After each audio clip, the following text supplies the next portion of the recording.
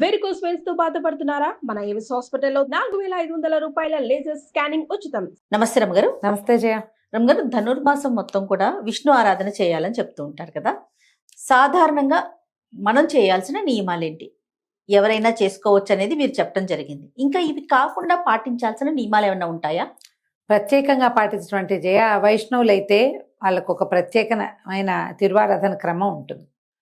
మనం ఏం చేసంటే విష్ణువారాధనే, విష్ణుమూర్తికి సంబంధించిన స్తోత్రాలు ఏమైనా చదువుకోవచ్చు, విష్ణు సహస్రనామం చదువుకోవచ్చు, సహస్రనామం చదువుకోవచ్చు కదా. అసలు మార్గశిరం అంతా సహస్రనామం చేసుకోవచ్చు జయ, మంచిది. ఇక ధనుస్సు ప్రారంభమైందంటే రంగనాథుడే, ఇంకా రెండో వాడు లేడు. అవును. అప్పుడు ఏం చేయొచ్చు, మీకు అవకాశం ఉంటే శ్రీరంగ గద్య, శరణాగతి గద్య, ఇలాంటి గద్యలు ఉన్నాయి కొన్ని. ఓకే. ఎంఎస్ సుబ్బలక్ష్మి గారిది శ్రీరంగ గద్య ఎంత బాగుంటుందంటే బో, అది మీకేం అర్థం కాదు జయ, నేను చెప్తున్నాగా, అర్థం కాదు. సంస్కృతమే, కానీ అవి వింటూ ఉంటేనే ఒక రకమైన సంతోషం కలుగుతుంది. నేను ఇవాళ వినలేదు, ఎప్పుడో నా 15వ ఏట విన్నా. అప్పటికి నాకు అంత సంస్కృతం రాదు, అయినా సరే మంచి రోమాంచంగా ఉంటుంది అది. శుభ్రంగా రోజు వినండి హాయిగా. విష్ణువుకు సంబంధించిన అర్థత్రాణ పారాయణ అష్టకము అలాంటివి ఏమైనా చదువుకోండి, మధురాష్టకం చదువుకోండి. విష్ణు పూజకి ఏముందేమో, విష్ణువుకి చక్కగా మంచి పువ్వులు సమర్పించటం, అలంకార ప్రియుడు చక్కగా ఒక పువ్వుల దండ వేసుకోవటం, ఒక గోదాదేవి పటం ఉంటే ఆవిడ కూడా బొట్టు పసుపు పెట్టి అలంకారం చేసుకోవటం, దండం పెట్టుకోవటం రోజు. ఆమె ఎంత మధుర భక్తితోటి స్వామిని సేవించి ఆయనలో ఐక్యమైపోయింది. 12 మంది ఆళ్వార్లు ఉన్నారు కదా, అవును, అందులో ఈ మొక్కతే కదా స్త్రీ.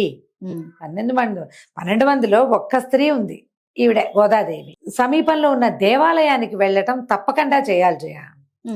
ఈ దేవాలయానికి వెళ్ళటం ఎప్పుడూ మనకు తోచినప్పుడు కాదు, ఆ పొద్దున్నే బాలభోగం వేళకు వెళ్ళాలి, తెల్లవారుజామున చేస్తారు. అప్పుడు తిరుప్పావై మనం చెవులతోటి వినొచ్చు ఆ ద్రవిడ పాసురాన్ని. ఎలాగోలాగా నేర్చుకుని చదివే వాళ్ళు కొంతమంది ఉంటారు, మా భక్తులు కూడాను. మీకు చేతొచ్చి మీరు ఏదైనా చేసుకోగలిగితే మీ ఇష్టం. తిరుప్పావై చదవటం కష్టం కాబట్టి చదివే వాళ్ళని వినండి. ఓకే.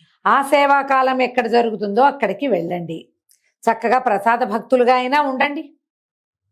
మన ఇంట్లో మనం చేసుకునేటప్పుడు విష్ణువుకు సంబంధించిన, వెంకటేశ్వర స్వామికి సంబంధించినది ఏదైనా వినొచ్చు, చదువుకోవచ్చు. ఇందులో ఇప్పుడు చూడు, ఇప్పుడు ధనుర్మాసంలో మామూలుగా తిరుమలలో ఏం చేస్తారు, స్వామివారికి రోజు సుప్రభాతం వస్తుంది కదా, అవునా? అవును.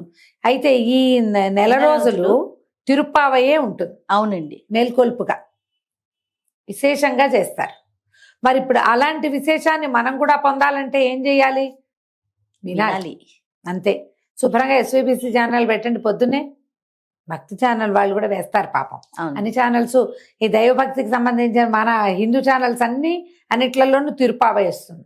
మనం కూడా వేస్తాం రమ్మగారు. మనం కూడా వేస్తామా? Very good. ఈ ఇంతకీ భక్తి ఛానల్ తో పాటు మనం కూడా వేసుకుంటాం. అవునండి కదా, ఇంతకుముందు ఆ ప్రవచనం చెప్పించిన ఉన్నాయి మన దగ్గర. అవును. అవేవో అన్నిటినీ వేసుకుంటే ప్రతి వాళ్ళు ఎవరో ఒకరిని వినండి. విష్ణువారాధన విశేషంగా చేయండి. నరసేవే నారాయణ సేవ అన్నాడు భగవంతుడు. అందుకని ఎవరికైనా సహాయం చేయండి, వెచ్చటి బట్టలు ఇవ్వండి, ఏదో ఒకటి. ధనుర్మాసం ఇది మంచి సమయం, ఉపాసనా బలం పెంచుకోగలిగే సమయం. చక్కగా ధ్యానం చేసుకోండి. ఏ వెంకటేశ్వర నామో తీసుకుని, మన దగ్గర అష్టాక్షర ఉపదేశం ఉంటే అదే చేసుకుంటాం, లేకపోతే ఓం నమో భగవతి వాసుదేవాయ అనుకోవచ్చు, ఓం నమో వెంకటేశాయ అనుకోవచ్చు. ఏది కుదిరితే అది చక్కగా చేసుకోండి. ప్రధానమైంది దేవాలయ దర్శనం. మీరు ఏదైనా క్షేత్రం, తీర్థం వెళ్ళగలిగారా మంచిదే, లేదా చుట్టుపక్కల ఎన్ని దేవాలయాలంటే దగ్గరలో వెంకటేశ్వర స్వామి గుడి ఉంటే పరుగో పొద్దున్నే వెళ్ళిపోవటం. వేడివేడి చక్కెర పొంగలి, వేడివేడి వెణ్పొంగలి, తర్వాత దధ్యోదనము, అవే కదా పొద్దున్నే పెట్టే ప్రసాదాలు. కాదండి మేము కూడా చేసుకుంటాం ఇంట్లో అంటే మీరు కూడా వెణ్పొంగలి చేసుకోండి పొద్దున్నే. తెల్లవారుజామునే చేయాలి ఈ పూజా విధానం. ఎండెక్కిపోయాక కాకుండా పొద్దున్నే మంచు ఉండగానే చేసేసేయాలి. ఎర్లీ మార్నింగ్ లేచి 4 గంటలకల్లా స్నానం చేయటం, సూర్యోదయం అయ్యేసరికి నివేదన అయిపోవాలి. ఉపవాసం, జాగరణ లాంటివి ఏమన్నా ఉంటాయా ఈ నెలలో? అలాంటివి ఏం చెప్పరు జయ. చక్కగా నెయ్యేసి మంచిగా ప్రసాదాలు చేసి తెల్లవారుజామునే స్వామికి నివేదన చేసి తీర్థ కైంకర్యం, ప్రసాద కైంకర్యం చేయటమే ముఖ్యం. అయితే ఇందులో మనకి ముక్కోటి ఏకాదశి వస్తుంది. అప్పుడు ఎలాగో ఉపవాసం ఉంటాగా ముక్కోటి ఏకాదశి సంగతి మళ్ళీ మాట్లాడుకుంటాం కదా. ఈ పూజకైతే మనం ఇదే పాటించాలి. తెల్లవారుజామునే లేచి స్నానం చేసి మీరు విష్ణు ఆరాధన చేసుకోవచ్చు.